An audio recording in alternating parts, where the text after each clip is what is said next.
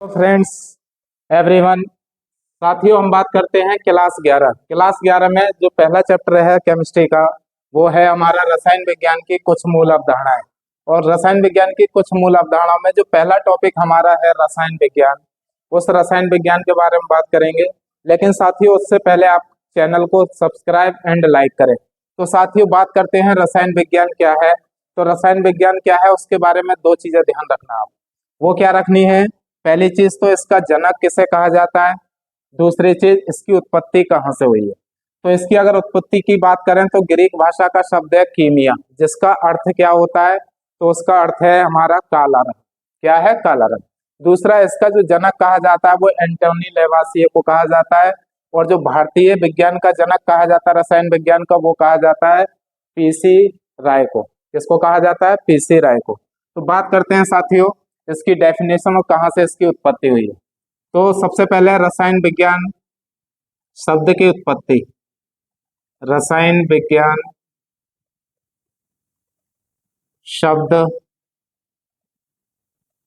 की उत्पत्ति उत्पत्ति ग्रीक भाषा के शब्द कीमिया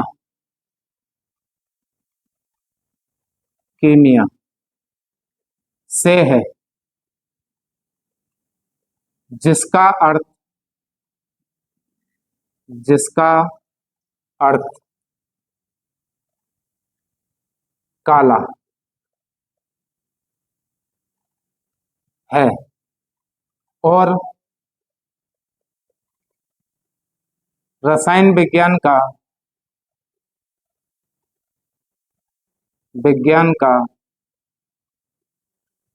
पिता या जनक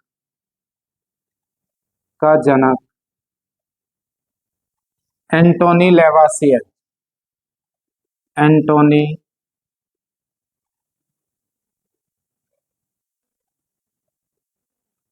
लेवासियर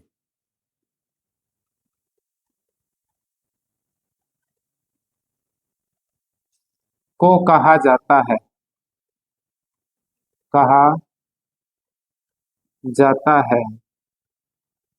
तथा भारतीय रसायन विज्ञान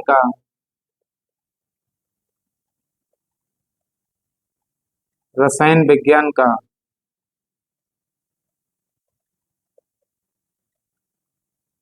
जनक पीसी राय को कहा जाता है।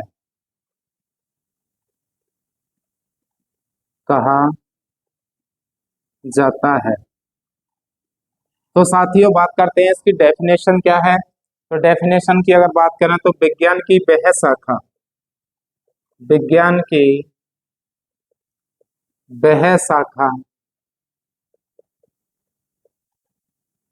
वह शाखा जिसके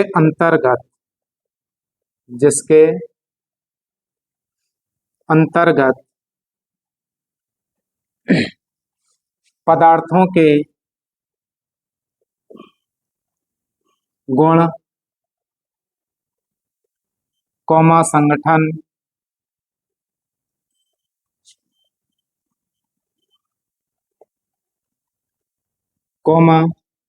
संरचना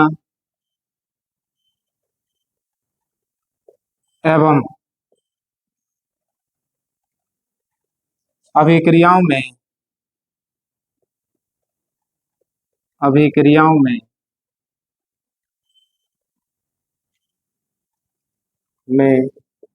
होने वाले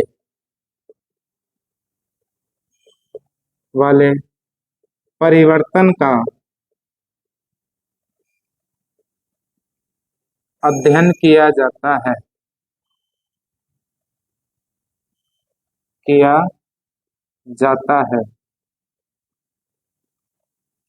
तो उसे रसायन विज्ञान कहते हैं। विज्ञान कहते हैं।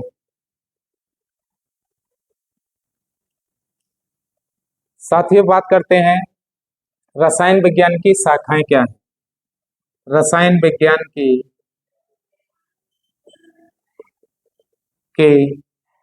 शाखाएं, तो रसायन विज्ञान की जो शाखाएं हैं वो 9 शाखाएं हैं, जिनमें से कुछ मेन शाखाएं हैं, उनके बारे में अध्ययन करेंगे। तो इसकी निम्न शाखाएं होती हैं। तो पहली शाखा की अगर बात करें वो क्या है, दूसरी शाखा की बात करें वो क्या है। तो पहली शाखा आती है हमारी कार्बनिक रसायन। कार्बनिक रसायन। दूसरी शाखा आती है हमारी अकार्बनिक रसायन। अकार्बनिक रसायन। तीसरी शाखा आती है हमारी भौतिक रसायन।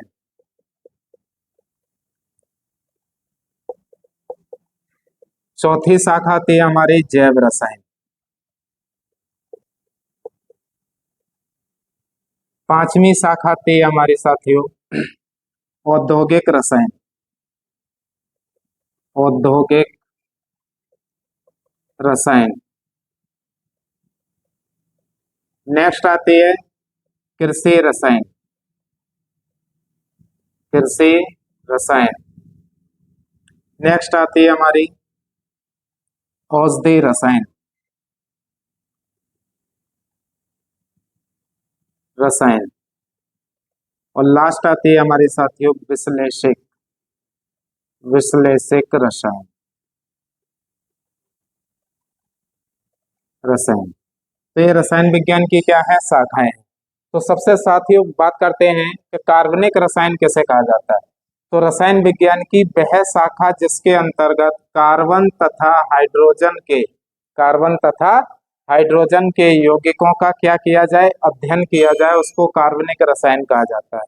साथियों इसी प्रकार से अकार्बनिक रसायन क्या है, अकार्बनिक रसायन उसे कहा जाता है कार्बन को छोड़कर अन्य सभी यौगिकों का क्या किया जाए, अध्ययन किया जाए, उसको अकार्बनिक रसायन कहते हैं। साथियों तीसरा है फिजिकल केमिस्ट्री किसे कहते हैं। तो फिजिकल केमिस्ट्री में इनके सिद्धांतों मात्रात्मक गणनाओं का क्या किया जाता है, अध्ययन किया जाता है, उसको भौतिक रसायन कहते हैं। जैव रसायन की बात करें तो इसके अंतर्गत एंजाइम, विटामिन, प्रोटीन सभी का क्या करते हैं, अध्ययन, क्योंकि ये जीवों में होने वाली क्या है, क्रियाएं हैं। जीवों में होने वाली क्रियाओं से संबंधित जो अध्ययन किया जाता है उसको जैव रसायन कहते हैं। इसी प्रकार से साथियों औद्योगिक रसायन क्या है। तो औद्योगिक रसायन की बात करें तो औद्योगिक रसायन में जितने भी हमारे केमिकल पदार्थ बनते हैं, जो भी बनते हैं, बहुत अधिक मात्रा में बनाए जाते हैं, उसको औद्योगिक रसायन कहते हैं। जैसे उर्वरक बनाए जाते हैं, जो भी केमिकल पदार्थ बनाए जाते हैं उसकी बात करते हैं। ठीक है। नेक्स्ट आता है कृषि रसायन। कृषि से संबंधित जितने भी कीटकनाशी या पीड़कनाशी पदार्थों का यूज बनाया जाता है उनको कृषि रसायन कहते हैं। नेक्स्ट आता है साथियों औषधि रसायन। औषधि रसायन में जितने भी टैबलेट या इंजेक्शन जो भी बनाए जाते हैं उसका अध्ययन किया जाता है। विश्लेषक रसायन की बात करें तो इसके अंतर्गत साथियों हम क्या करते हैं, मात्रात्मक और गुणात्मक या किसी की पहचान करने के लिए जो अध्ययन किया जाता है उसको विश्लेषक रसायन कहते हैं। तो ये साथियों बात हुई हमारी रसायन विज्ञान और रसायन विज्ञान की शाखाएं। तो एक चीज का ध्यान रखना डेफिनेशन में कि हमें 2-3 चीजों को ध्यान रखना है। एक तो पदार्थों के गुण, संगठन और संरचना और अभिक्रिया में होने वाले परिवर्तन का जहां अध्ययन किया जाए उसी को रसायन विज्ञान कहते हैं। तो साथियों ये टॉपिक था इसका। अब बात करते हैं रसायन विज्ञान के महत्व क्या है। तो रसायन विज्ञान के महत्व की बात करें, रसायन विज्ञान के महत्व, तो रसायन विज्ञान के महत्व बहुत सारे आपने पढ़ रखे होंगे। जैसे साथियों अगर हम बात करें तो पहला महत्व इसका आता है प्रदूषण के नियंत्रण में। प्रदूषण के नियंत्रण में। तो प्रदूषण के नियंत्रण में बहुत सारे हमारे जैविक रसायनों का क्या किया जाता है, यूज किया जाता है। दूसरा आता है औषधि के निर्माण में। औषधि के निर्माण में। औषधि के निर्माण में। इसी प्रकार से साथियों अगली बात करते हैं और कहाँ यूज है। तो और यूज होता है जितने भी हमारे पदार्थ बनाए जाते हैं पदार्थों के निर्माण में। अब पदार्थ कौन से बनाए जाते हैं, जैसे साबुन है, जो भी है, पदार्थों के निर्माण में। के निर्माण में। तो साथियों इसी प्रकार से इनके यूज करने हैं। तो साथियों अब फिर मिलते हैं एक नेक्स्ट वीडियो के साथ। जब तक के लिए अपना ख्याल रखें। धन्यवाद। जय हिंद। साथियों, अब हमारा इसी चैप्टर में जो दूसरा टॉपिक है वो हमारा है द्रव्य या पदार्थ क्या है, उसकी प्रकृति क्या है और इसका वर्गीकरण क्या है। तो साथियों चलो बात करते हैं द्रव्य या पदार्थ क्या है। तो जितने भी आपने प्रकृति में जो भी वस्तुएं देखी हैं वो सब पदार्थ का काम करती हैं। क्यों करती हैं साथियों? तो इसलिए पदार्थ का काम करती हैं क्योंकि उनमें सभी में क्या होता है, भार होता है। भार का मतलब है वजन होता है। दूसरा, स्थान घेरने की क्या होती है, क्षमता होती है। जैसे अगर हम बात करें तो ये क्या है, कोई पदार्थ है, स्टूल है वो भी पदार्थ है, लकड़ी है, बोर्ड है, ये सब पदार्थ हैं। अगर हम इनको उठा करके देखते हैं तो इसमें क्या होता है, भार होता है। भार का मतलब वजन होता है। दूसरी चीज, अगर इसको कहीं पे भी शिफ्ट करते हैं तो शिफ्ट करने के बाद ये उतना ही क्या घेर लेते हैं, स्पेस घेर लेते हैं। तो जहां किसी भी पदार्थ में क्या हो, भार और स्थान घेरने की क्षमता होती है, उसी को हम क्या कहते हैं, पदार्थ कहते हैं। चलो पदार्थ की बात करें तो एग्जाम्पल में कौन आएगा, एग्जाम्पल में जो भी आपको दिखाई दे रहा हो जिसमें वजन हो वो सभी किसमें आ जाएंगे, पदार्थ में। तो साथियों चलते हैं, हम बात करते हैं पदार्थ की वह अवस्था। पदार्थ की वह अवस्था, वह अवस्था जिसमें जिसमें भार तथा स्थान घेरने की स्थान घेरने की क्षमता होती है, क्षमता होती है, तो उसे उसे पदार्थ या द्रव्य कहते हैं, द्रव्य कहते हैं। जैसे जैसे कि अगर बात करते हैं ईंट, कोमा लकड़ी, कोमा डस्टर, कोमा किताब, चौक, ये सभी क्या होते हैं साथियों, तो ये सभी हमारे पदार्थ या द्रव्य होते हैं। लेकिन एक थोड़ा सा डिफरेंस है इसमें। वो डिफरेंस क्या है, वो डिफरेंस ये है कि जो द्रव्य होते हैं वो सूक्ष्म कण के मिलकर बने होते हैं। जो पदार्थ होते हैं उनकी क्वांटिटी क्या होती है, बहुत ज्यादा होती है। क्योंकि इसको मैटर कहा जाता है, पदार्थ को सब्सटेंस भी कहते हैं, ठीक है ना। तो साथियों बात करते हैं पदार्थ का वर्गीकरण या द्रव्य का वर्गीकरण। तो पदार्थ की जो अवस्थाएं होती हैं वो कितनी होती हैं, तो पदार्थ की अवस्थाएं, तो साथियों सभी ने पढ़ा होगा पदार्थ की अवस्थाएं। पदार्थ की तीन अवस्थाएं होती हैं, पदार्थ की तीन अवस्थाएं होती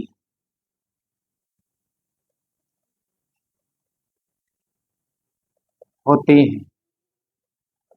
कौन कौन सी हैं तीन अवस्था, तो चलो बात करते हैं साथियों। पहली अवस्था आती है हमारी ठोस अवस्था, जिसको सॉलिड स्टेट कहा जाता है। सेकंड आती है द्रव अवस्था, जिसको लिक्विड स्टेट कहते हैं। तीसरी आती है हमारी गैस अवस्था,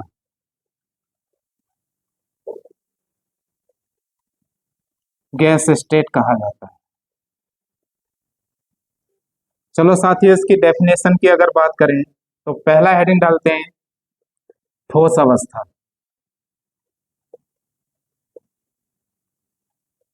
सभी ने पढ़ा होगा सॉलिड स्टेट क्या है,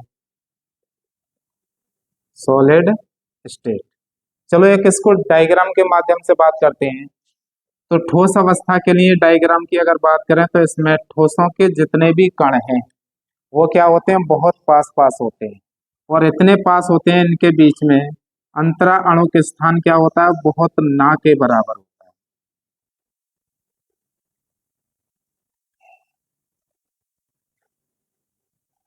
ये क्या है, सब अणु या आयन है, अणु या आयन या कण भी कह देते हैं। कैसे हैं, बहुत पास पास है। अच्छा दूसरी चीज ये है कि जितने भी ठोस होते हैं, अगर इसकी बात करें मार्कर हमारा ठोस है, या फिर मोबाइल ठोस होता है, या कोई बोर्ड है बोर्ड ठोस है। अगर हम इसकी बात करें, इसको दबाएं या कुछ भी करें तो कोई आकार में कोई परिवर्तन नहीं हो रहा, ठीक है ना। तो ऐसी अवस्था जिसमें ना तो आकार में कोई परिवर्तन होता, ना ही आयतन में। आकार और आयतन दोनों क्या होते हैं, निश्चित होते हैं, उसी को हम क्या कहते हैं, ठोस अवस्था। दूसरी चीज, ठोसों में बहने का गुण नहीं पाया जाता। बहने का मतलब है, यहाँ पे बोर्ड रखा है, क्या इसमें बहने का गुण है? मारकर हमारे हाथ में कोई बह रहा है क्या? नहीं बह रहा है। तो ठोसों में बहने का गुण नहीं पाया जाता। ठोसों के अणु क्या होते हैं, बहुत पास पास होते हैं। क्या होते हैं? बहुत पास पास। और इनके मध्य आकर्षण बल लगता है। क्या लगता है? आकर्षण बल, ठीक है, बहुत ना के बराबर। तो बात करते हैं पदार्थ की व्यवस्था। पदार्थ की वह अवस्था जिसमें आयतन तथा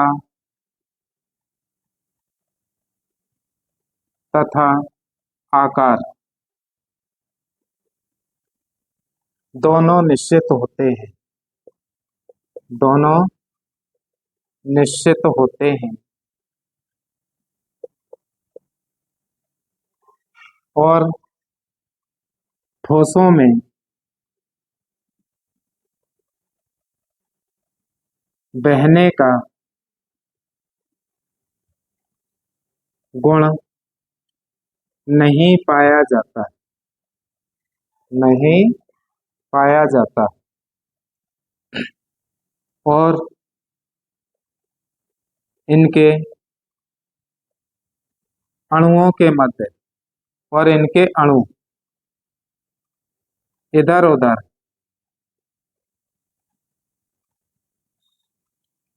मोशन नहीं करते, यानी गति नहीं करते।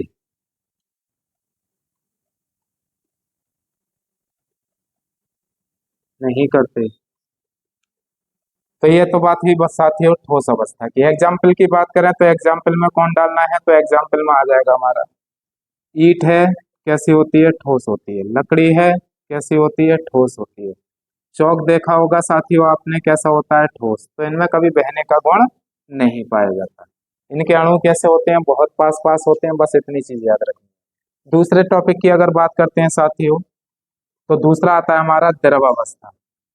द्रव अवस्था की अगर बात करें, लिक्विड स्टेट, तो जो पदार्थ द्रव वह अवस्था है जिसमें आयतन तो निश्चित होता है, लेकिन आकार क्या होता है? बदलता रहता है। पदार्थ की वह अवस्था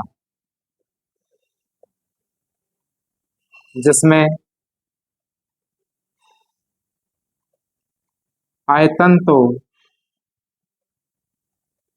निश्चित, लेकिन आकृति, आकृति या आकार, आकार